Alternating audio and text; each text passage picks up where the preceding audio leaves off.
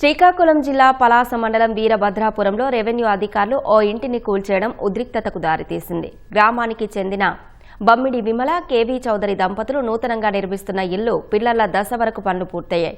ఇంటిని ప్రభుత్వ స్థలంలో కడుతున్నారంటూ ఓ వ్యక్తి ఇచ్చిన ఫిర్యాదు మేరకు గురువారం రాత్రి సిబ్బందితో కలిసి తహసీల్దార్ శ్రీదేవి సిబ్బందితో కలిసి గ్రామానికి వెళ్లి ప్రొక్లైనర్తో నిర్మాణాన్ని కూల్చేశారు. ఎలాంటి నోటీసులు ఇవ్వకుండా నిర్మాణంలో ఉన్న భవనాన్ని కూల్చేశారంటూ ఇంటి యజమానితో పాటు స్థానికులు మండిపడ్డారు.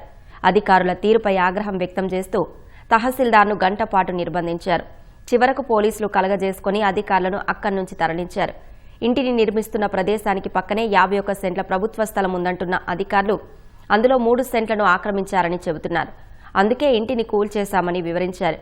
అయితే ముందస్తుగా నోటీసులు ఎందుకు ఇవ్వలేదన్న ప్రశ్నకు మాత్రం సమాధానం చెప్పలేదు.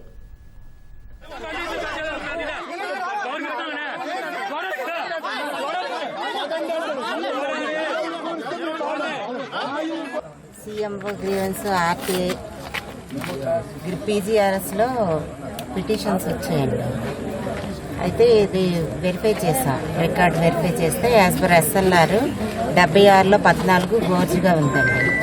ఈ గోర్జులోని కన్స్ట్రక్షన్ కట్టకూడదని వచ్చి డిస్మాంటిల్ చేసి సీఎంఓకి రిపోర్ట్ పెట్టడానికి వచ్చాం. ముందుగా నోటీసులు ఏమైనా ఇచ్చారు మేడం వీళ్ళకి?